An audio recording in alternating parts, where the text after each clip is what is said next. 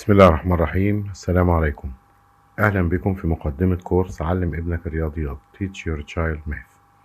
معاكم خالد أبو زيد، معلم خبير رياضيات لمدارس اللغات من 1995، مدرس ومدرب تعليم 2 من 2018، يعني من أول اللي دربوا المدرسين والموجهين على نظام تعليم 2. الكورس ده هو نتاج تعاون بيني وبين الأستاذة إيريس كانتريل، معلمة رياضيات ومدربة حاليا ومستشارة المادة بإحدى الولايات الأمريكية، وبتدرب المعلمين حاليا على تقديم تعليم رياضيات فعال لكل الطلبة. يعني انت بتستمتع بكورس مقدم من متخصصين ورواد في نظام التعليم الجديد. في الفترة من 2018 ولحد النهاردة سمعت أسئلة كتير جدا من أولياء الأمور عن طريقتنا في تدريس الرياضيات للأطفال، وده شيء عظيم طبعا. طفلك بيستفيد جدا لما انت بتشارك في تعليمه، ومفيد جدا انك تسأل عن اللي بيتعلمه واللي احنا بنعمله في المدرسة، وتوضح مخاوفك ناحية المحتوى اللي بندرسه وبندرسه ازاي. طيب، حصل مرة إنك بصيت على واجب ابنك أو كتبه، سواء كتاب المدرسة أو الكتاب الخارجي، وقلت لنفسك أنا ما درستش الجامعة بالطريقة دي أبدا، هما ليه بيصعبوها كده؟ أو يمكن مرة قلت دول ما بيدرسوش رياضيات زي اللي ما احنا درسناها، طب ليه بيعقدوا العيال كده؟ خليني أطمنك وأوعدك، كل اللي أنت اتعلمته من جمع وطرح وضرب وقسمة هيتدرس لابنك أو لبنتك في المدرسة. واحد من أول الحاجات اللي أنت اتعلمتها كان مفهوم الجمع. كان بيقول لك ممكن تاخد 3 تفاحات ومعاهم تفاحتين وتجمعهم يبقوا 5 قطع فاكهة أو 5 تفاحات. أنت اتدربت باستخدام اللعب والمكعبات والتفاحات على المفهوم ده، وبعد كده بقى مطلوب منك تعرف تعمل عمليات جمع زيها.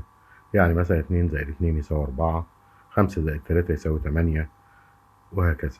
والمدرس بتاعك غالبا دربك على العمليات دي بالكروت أو بالاختبارات بعد كده، وحفظك بعض العمليات انك تبقى عارف ان 2 زائد 2 يساوي 4 او 1 زائد 1 يساوي 2. وتعلمت تحل بخطوات بعد كده اللي هي بنقول عليها الخوارزمية القياسية او ستاندرد algorithm. واثناء ما انت بتتعلم بتحل بالصيغة القياسية وبتحل من اللي انت حفظته، وتعمل تمارين كتير بقى وعمليات اساسية، وتتنقل بعد كده لأعداد أكبر وتنفذ نفس الطريقة.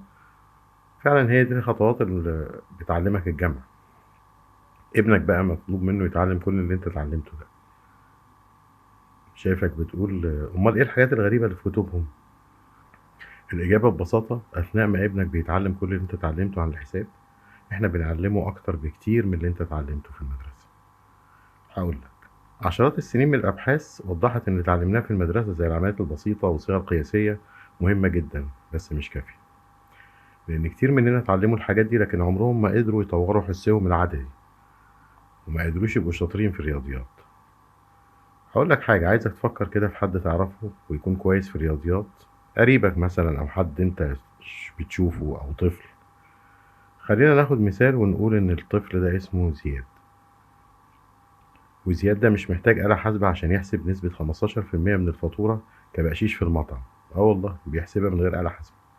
كل اللي هو بيعمله إنه بيضيف مبلغ للفاتورة هو بيعرفه بطريقة ما، ويقدر يحسبه بسرعة نص كمية 3/4 كوباية دقيق تبقى كام.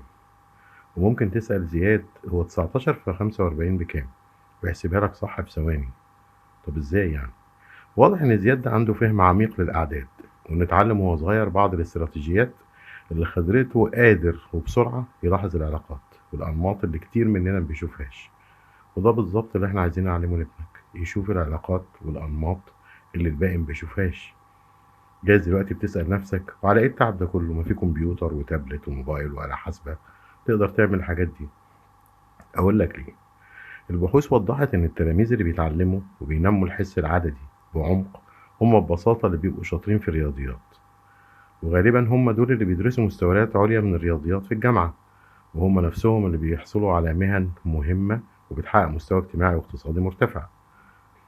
فلو انت عاوز توفر لابنك فرص زي دي فلازم تساعده في تطوير قدراته. إذا سألت زياد انت امتى اتعلمت تحسب في راسك، ممكن تكون إجابته أنا ما اتعلمتش، أنا لسه مستنتجها حالا. طبعا كده زياد بيقول كلام انت مش مصدقه؟ لا، هو زياد ممتاز، لكن ما بيقدرش يعرف هو امتى اتعلم الحاجات دي لانها بقت من قدراته وبقت من مهاراته. لكن للاسف كتير من الطلبه ما بيقدروش يستنتجوا الاجابات في سن صغير كده زي زياد.